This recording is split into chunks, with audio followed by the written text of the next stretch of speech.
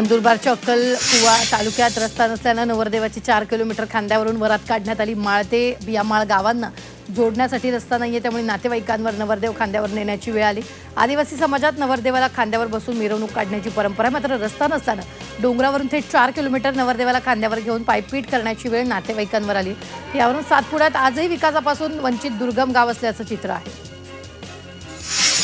धाराशिवमध्ये 2 गटात हाणामारी झाली आहे। लोहारा तालुक्यातील अचलेर तांडा इथे ही घटना घडली आहे। हाणामारी प्रकरणी 20 जणांवर गुन्हा दाखल करण्यात आला आहे। बीडमध्ये शेतीच्या वादातून 2 भावांना बेदम मारहाण करण्यात आल्याची धक्कादायक घटना समोर आली आहे। वडवणी तालुक्यातील चिखलबीड येथील शेतीच्या वादातून एका शिक्षकासह तिघांनी 2 भावांवर हल्ला केला।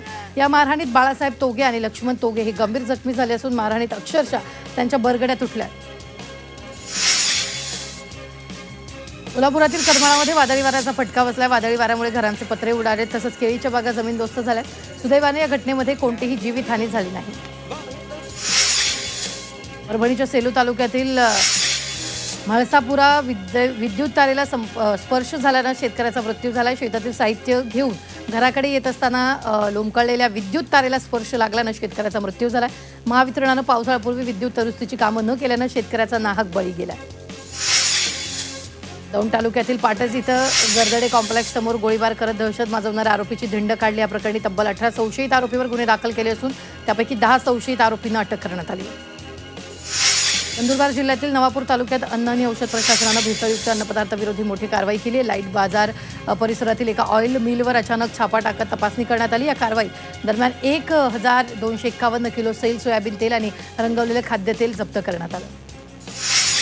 यवतमाळच्या बाबुळगाव तालुक्यातील तांबा आणि वाटखेड रेती घाटावर जिल्हाधिकाऱ्यांनी छापा टाकून कारवाई केली।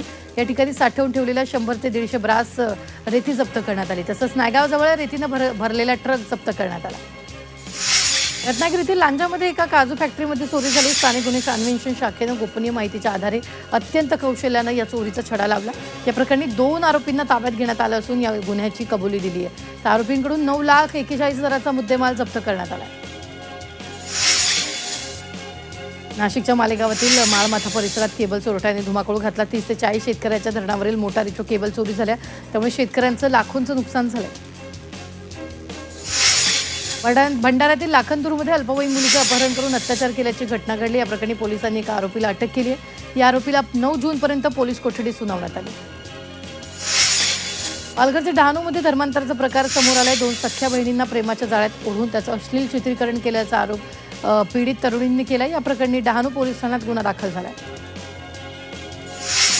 सोलापुरात काकाकडून पुतण्याची हत्या करण्यात आली आहे। 5 वर्षीय पुतण्यातला गळा आवळून संपवले। सोलापूरच्या वरुड गावामधील धक्कादायक घटना आहे।